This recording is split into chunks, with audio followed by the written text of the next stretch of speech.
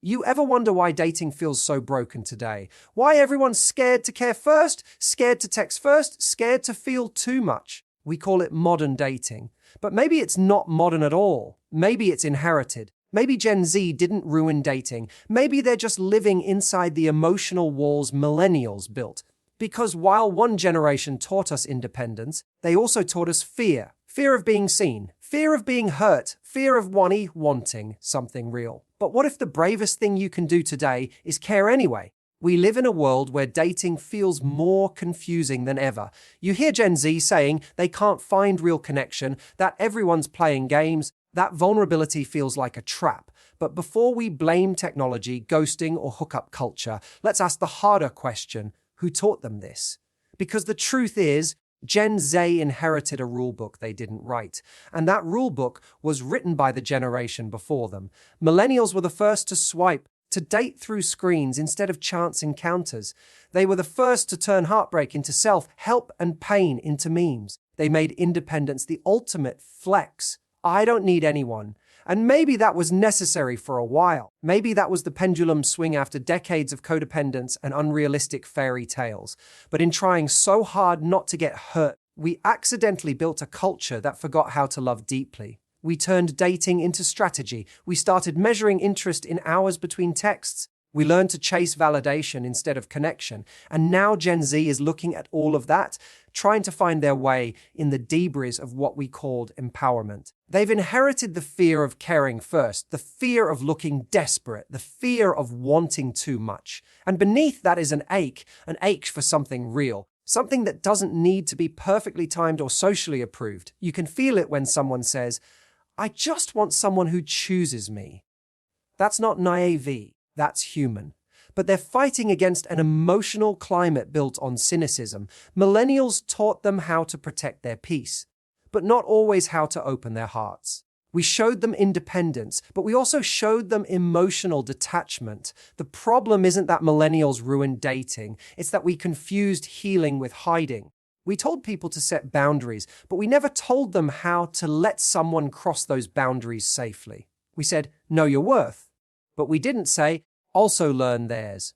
We said, "Don't chase anyone," and forgot to mention that love sometimes means showing up even when your pride tells you not to. Now Gen Z is left trying to figure out what vulnerability looks like in a world where everything feels performative. They're trying to send a text without wondering if it'll end up in a screenshot group chat. They're trying to build something meaningful when everyone's terrified of losing the upper hand. That's not their fault. They grew up watching adults call detachment standards. They grew up seeing relationships as temporary trials instead of long-term investments. They watched love turn into content. But here's the truth that cuts through every generation: real connection hasn't changed. Attraction might start online, but chemistry still happens in person. Affection still feels like safety. Trust still takes time. Vulnerability still requires courage. And none of that can be gamified. The rules might evolve, but the heart doesn't. If you're Gen Z, you don't have to follow the same script. You don't have to inherit someone else's armor. You can build something softer, something braver. You can be the generation that redefines strength as openness. You can be the ones who say, "I'm not playing games because I'm not afraid of losing." You can learn from the mistakes millennials made, not by blaming them, but by doing what they couldn't. Choosing connection even when it's scary. We're all scared, honestly. That's the secret no one admits. The person who leaves you on read is scared. The one who ghosted you is scared. The one who pretends not to care is terrified of what will happen if they do. Underneath the filters, the flexing, the irony, everyone just wants to be seen and loved for who they are. Every generation builds defenses to avoid rejection, and every generation eventually learns that those defenses cost more than the heartbreak ever did. Maybe millennials didn't ruin dating. Maybe they revealed what happens when fear runs the show. And maybe Gen Z's greatest opportunity isn't to fix dating, but to make it honest again, to stop pretending that emotions are weaknesses, to stop acting like commitment is a trap, to stop running from the very thing everyone secretly wants: depth. Because love will never belong to a generation. It belongs to the people brave enough to try. It belongs to the ones who text back even when it feels uncool. It belongs to the ones who stay when things get uncomfortable. It belongs to the ones who risk being misunderstood because they care more about being real. So if you're tired of modern dating, don't wait for a new app or a new rule book. Be the exception. Be the one who listens, who feels, who doesn't play small just to seem in control. Be the one who sends the message first. Be the one who believes that real love still exists, because it does. The world hasn't forgotten how to love. It's just waiting for someone brave enough to remind it what love actually looks like. And here's the thing. Being that kind of person, the one who still believes in love, who still chooses effort over ego, is not weakness. It's rebellion. In a world that glorifies control and irony, choosing to care deeply is revolutionary. Because while everyone else is trying to appear unbothered, you're brave enough to be moved. You're doing the one thing most people secretly crave, but are too afraid to admit you're allowing yourself to feel. We've built a dating culture where detachment is celebrated. We scroll, we match, we talk for a moment, and then disappear. Not because the other person did something wrong, but because we fear being seen. It's safer to vanish than to risk being vulnerable. It's easier to ghost than to say, I don't think this is right for me. It's easier to play cool than to admit you care. But easy doesn't equal fulfilling. Safety doesn't equal connection. You can spend years protecting yourself from pain and still end up lonely. Somewhere along the way, we started confusing emotional intelligence with emotional avoidance. We told ourselves that being calm and detached made us evolved, but true maturity isn't about detachment. It's about discernment. It's about knowing when to walk away and when to stay. It's about opening your heart while keeping your standards. It's not about closing off. It's about choosing wisely without losing your humanity. Maybe millennials weren't trying to ruin dating. Maybe they were just tired of being hurt, tired of trying, tired of caring more than the other person. And in that exhaustion, they built emotional armor that looked like empowerment. But what they didn't realize was that armor doesn't just keep out pain, it also keeps out intimacy. And Gen Z grew up watching that. They learned to love people through screens, to express feelings in memes, to process heartbreak with filters. They watched love become something you document instead of something you live. But here's what you need to know: you can unlearn it.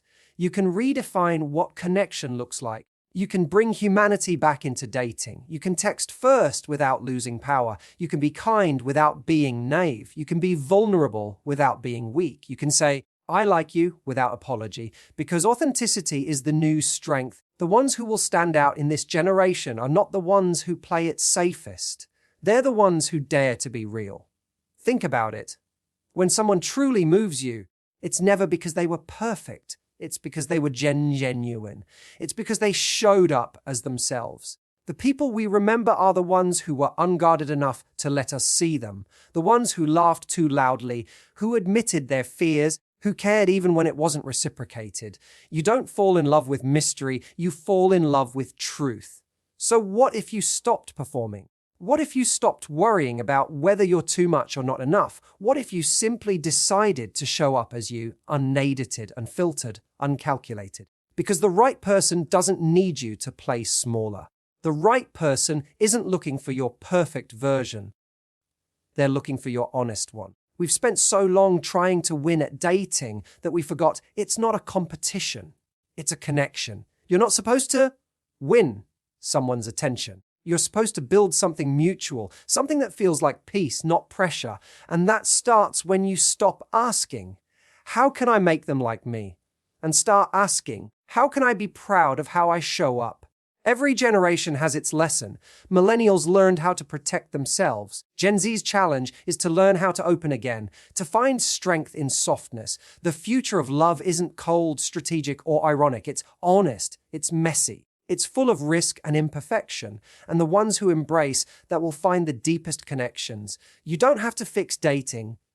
You just have to lead by example. Be the person who brings warmth into cold conversations. Be the one who makes it safe to be honest again. When someone asks what you're looking for, don't be afraid to say something real.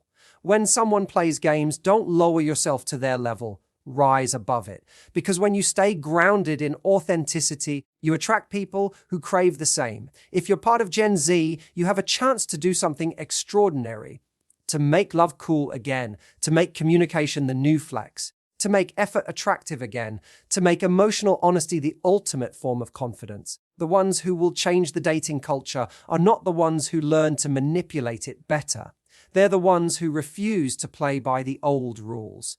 So when someone tells you that modern dating is broken, remember it's only broken if you keep repeating the same patterns. You can rewrite the story. You can date with clarity instead of confusion. You can care with strength instead of fear. You can lead with truth instead of games. Because being emotionally available in a world full of avoidance isn't a liability. It's a superpower.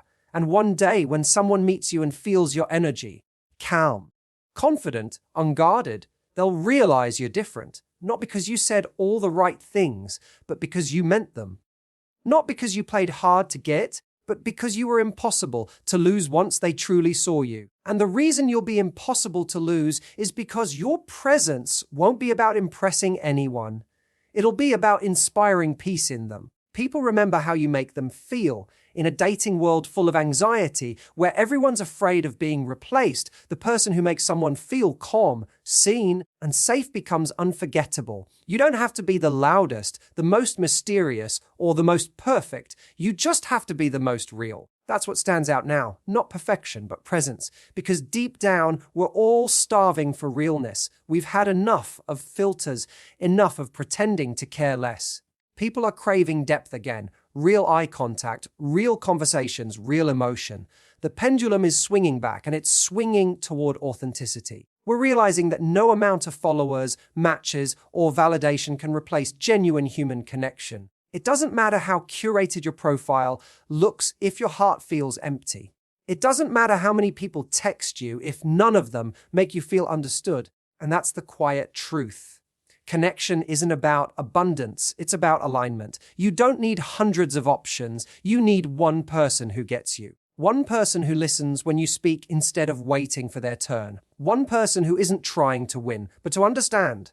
That's what real love is, not performance, but partnership. And you attract that kind of love not by searching harder, but by being clearer about who you are and what you stand for. We've been taught to make dating look effortless, but real love is full of effort. It's not a highlight reel, it's a practice. It's choosing communication over assumption, patience over pride, empathy over ego. It's saying, I care enough to work through this, instead of, this feels hard, so I'm out. The ones who build something lasting aren't the ones who always feel in control. They're the ones who stay when things get uncomfortable. There's a quiet power in consistency. Anyone can impress you for a moment, but very few can show up for you over time. That's where the difference lies between attraction and connection. Attraction happens fast. It's instant, chemical, exciting. But connection is built through shared moments, honesty, and effort. It's not about butterflies. It's about building something that lasts beyond the first spark. Because one day the spark fades and what's left is how safe you feel being yourself. And that's what this generation is beginning to learn. Gen Z is starting to see through the illusion that love is supposed to be constant fireworks. They're realizing that love can also be quiet, grounding, and real. It doesn't always feel like a rush. Sometimes it feels like home. And home doesn't demand perfection. It asks for truth. You can still have excitement. You can still have chemistry. But when you combine that with honesty, with emotional safety, with intention, that's when love becomes powerful. That's when it stops being fragile. Because real love isn't about never being hurt. It's about knowing you'll survive the hurt and still choose to love again. That's strength. That's growth. That's what changes a generation. There's something profoundly magnetic about a person who's healed enough to love with openness again. Because they've been through heartbreak. They've faced disappointment. They've seen how messy love can be. And they still believe in it. That's not naive. That's extraordinary courage. To look at love with all its uncertainty and still say, I'm in. That's the energy that shifts culture. That's what starts movements. If you've been hurt before, if you've loved someone who didn't know how to love you back, don't let that harden you. Let it refine you. Let it teach you how to love better, not less, because the world doesn't need more guarded people. It needs people who've been broken and still choose to show up with an open heart. You're not too emotional. You're not too sensitive. You're exactly what's missing in a generation that's forgotten how to feel deeply without fear. The next time you're tempted to hold back, to mirror someone's indifference just to protect yourself, remember this: every time you play small to keep someone's attention, you lose a part of your authenticity. You start training yourself to believe that love must always involve suppression. But it doesn't. The right person will never need you to hide your warmth to keep their interest. The right person will be drawn to your transparency, not your pretense. And maybe that's the shift this generation will bring from pretending to protecting. Protecting peace, protecting kindness, protecting love from being replaced by cynicism. You don't have to be above it all. You just have to be beyond fear. Because once you stop fearing rejection, the entire game changes. You start expressing yourself differently. You stop waiting for signs and start creating them. You stop hoping for connection and start embodying it. That's how everything transforms. When you lead with energy instead of ego, when your focus shifts from, what if they don't like me, to, what if I make them feel safe enough to be real? That's influence. That's attraction. That's leadership in love. You're showing people what's possible when you replace games with honesty, when you replace pride with empathy. You're teaching others that there's strength in gentleness, confidence in vulnerability, and peace in knowing you showed up fully. Because the truth is, love was never meant to be perfect. It was meant to be human. It was meant to grow you, stretch you, humble you, and remind you what it means to connect beyond the surface. And maybe that's what this generation is here to rediscover. That love doesn't need to be flawless to be beautiful. It just needs to be real. And maybe that's what we've been missing all along, the courage to let love be real, not perfect. Because perfection kills connection. When everything has to look polished and smooth, no one feels safe to be human. The people who will stand out in this world are the ones who make others feel safe to be flawed. The ones who say, I see your mess and I'm not running. That's what real love feels like. It's not a highlight reel, it's a safe space. It's not about pretending everything's fine. It's about holding space when it's not. We've all been conditioned to think that love should be dramatic, that the more chaotic it feels, the more passionate it must be. But chaos isn't love, it's fear disguised as excitement. Real love doesn't drain you, it grounds you. It doesn't make you anxious about being replaced. It reminds you you're enough. It doesn't leave you guessing where you stand. It shows up with clarity and consistency. The right person doesn't confuse you. They give you peace. And yet, that peace can feel unfamiliar when you've spent years chasing intensity. Some people mistake peace for boredom because they've normalized instability. But peace is not the absence of excitement. It's the presence of emotional safety. It's the quiet assurance that you're allowed to exhale. That's the love we all deserve, and that's the love this generation has the chance to create if they're brave enough to stop mistaking confusion for chemistry. The truth is, we've romanticized the wrong things. We glorify detachment, we applaud sarcasm, we reward mystery. But mystery fades. What stays is mutual respect, consistent care, and a shared sense of growth. The most attractive people now aren't the ones who play hard to get. They're the ones who are emotionally fluent, the ones who know how to communicate through conflict instead of retreating, the ones who can say, I was wrong, and mean it, the ones who can apologize without ego and love without condition. And that starts with you. You can't expect others to meet you with emotional honesty if you're still hiding behind your own walls. You can't attract a love that feels like peace if you keep chasing what feels like chaos. Your energy sets the tone for what you allow and what you attract. The moment you decide you're no longer entertained by half love, half effort, half presence, you'll stop attracting people who offer you halves. You'll start attracting people who meet you in your wholeness. Every time you choose vulnerability over avoidance, you're healing more than just yourself. You're healing the culture around you. You're sending a message that being open is not a weakness. You're proving that there's power in emotional transparency. You're showing others that caring first isn't a mistake, it's leadership. Because when you lead with love, you give permission for others to do the same. That's how a generation changes, not through trends, but through example.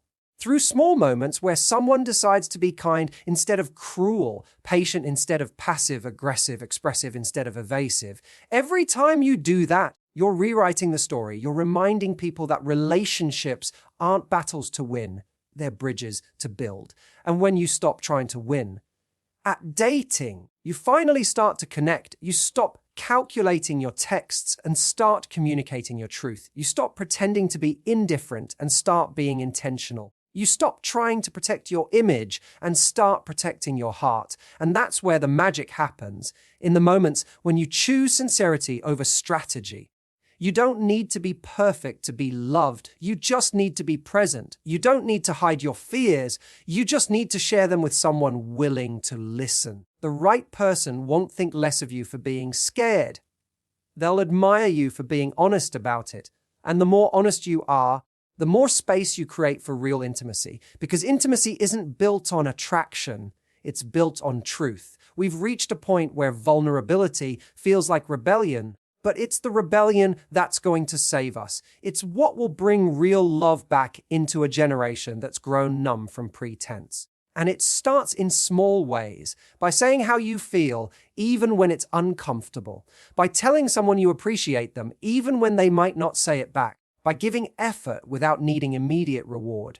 Those things might seem small, but they're acts of quiet revolution in a culture that's forgotten how to care loudly. Because caring loudly doesn't mean losing yourself. It means standing in your truth without apology. It means knowing your heart is your greatest strength, not your weakness. It means trusting that even if you get hurt, you'll still be okay, because loving openly will never be something to regret. The real tragedy isn't being heartbroken. It's never allowing yourself to feel enough to risk it. If you want to know where dating changes, it changes in the moment you stop chasing validation and start chasing alignment. It changes when you stop asking, do they like me? And start asking, do I like who I am when I'm with them? Because the